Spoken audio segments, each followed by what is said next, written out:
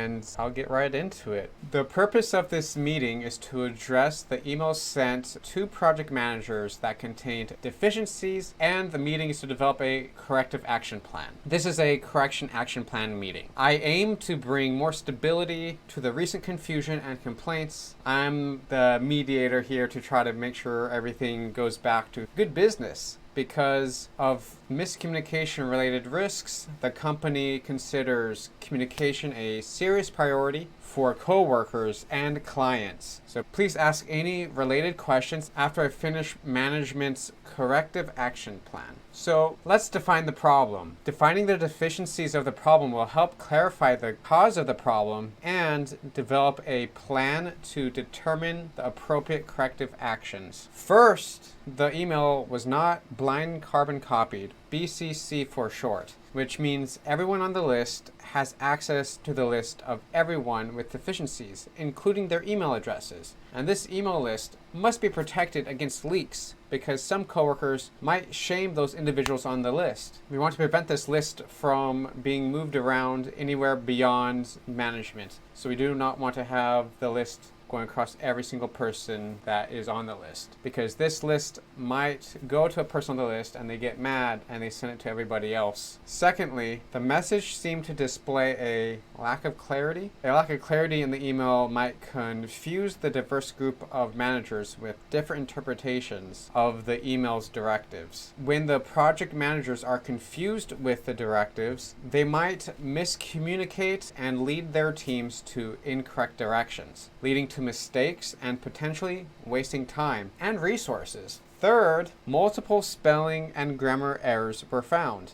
which could lead to confusion or a decrease in trust in the communication manager's competency. According to a survey, traits that respondents of the survey considered unprofessional were associated with poor communication skills, explicitly mentioning poor grammar. And this is by Hines from 2012. This is why our company considers unprofessional grammar serious and provides the Grammarly application to all employees to help process all written communication into professional content. Number 4, technical jargon might contribute to staff confusion within different projects. This is part of the clarity issue. And either clarify the terms in the email or avoid technical vocabulary that recipients might need help understanding. Simplify complex concepts so that recipients can be on the same page. The 5th deficiency was a failure to include an email footer to include contact details, social media links, and legal disclaimers. The information to include in the email footer will be in the provided company policies relating to email protocols, and the computer technician team can help set up the email footer. They help people with this often. The root cause of the problem seems to be an oversight from an overall lack of review of the company's policies and email etiquette protocols. So now let's talk about action items. How do we go from here? Action item number 1 is to install the premium Grammarly word processing application that the company pays for, to review the application's feedback and to read through the email at least once, checking for readability and technical jargon before sending the email. Ensure to select the BCC option before sending disciplinary or non-compliance related emails. Action item number 2 is to review the company's policies relating to email protocols to become familiar with the company's official education about email etiquette and approved email communication practices. The policies outline the minimum requirements for emails, including appropriate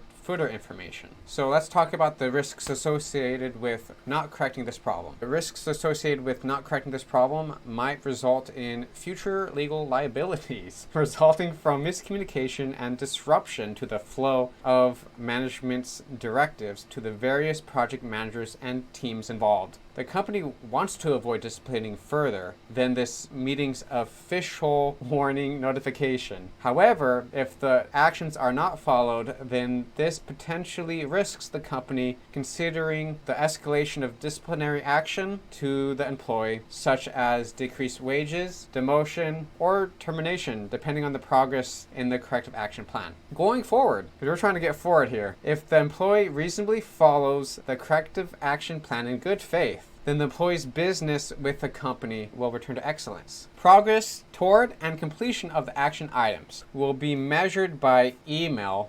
BCCing me and my supervisor for the rest of the week, so that way the emails can be observed and monitored. On next upcoming Friday, signed copies of documentation related to the 2 action plans will be sent by the employee to me and my supervisor. Then for the following 2 months, the employee must BCC me and not my supervisor in emails for observation to ensure the deficiencies are eliminated and that the action plan is followed. After the completion of 2 months of observation, I'll perform a progress meeting to discuss progress. If the corrective action plan is completed successfully, the case file for the incident will be expunged entirely or removed from records. However, per the professional safety research article, if the original target completion date cannot be met, reassess the resources needed and identify any barriers to completion and adjust the controls in place accordingly, end quote. And that's by Burk and Hendry, 2015. Therefore, if the corrective action plan is not completed successfully, the company will take appropriate steps depending on the reasonable context of the circumstances. Progress follow-up. There will be 2 copies to serve as receipts for this meeting today. Today, before the meeting is completed, 1 copy of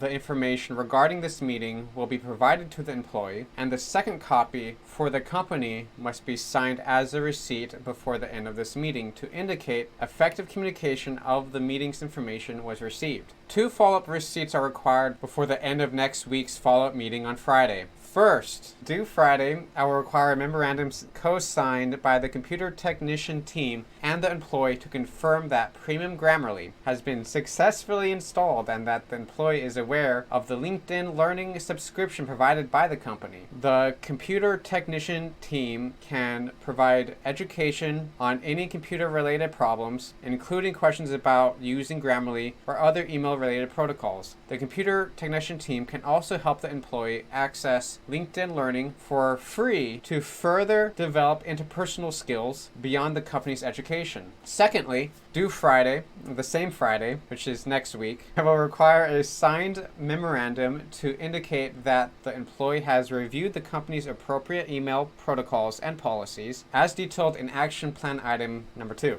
Corrective action plan monitoring. Plans will be monitored regularly because corrective action plans might warrant modifications based on various factors. And that is by Harvey and Lemaire, 2015. Employees are essential for the company, and the company welcomes any employee questions, concerns, or suggestions about the corrective action plan without hesitation. The management team actively considers and encourages changes to improve the company's management corrective action planning systems, that's a mouthful, to improve the rapport among staff. The company also encourages interpersonal training by providing a LinkedIn Learning subscription free to all employees. This is to help bring better skills when trying to write emails that more people can understand and resonate with, and help the team become better and build more rapport. So thank you for joining me, and now that I've completed saying all the things I need to say, I definitely want to actively listen in, but this is only one way assignment during this time. I'd be listening, nodding my head, taking notes so that way I could ask other people about their questions or suggestions or concerns, because maybe the complaints were wrong. Maybe this person has a different story that might change the whole situation. Actively listening is very important, which I'll be discussing in part 2, because when it comes to in-person communication, people always want to feel important and feel listened to. So I don't want to sound robotic, and I don't want to make it seem like AI has come to get us. We can definitely have a dialogue dialogue about what's going on here, but overall, this system has been in place for a long time. This is a common mistake. The vast majority of people correct this and we move on, and both of us would be improving since then because LinkedIn Learning helps us learn. Thank you for joining me. Bye.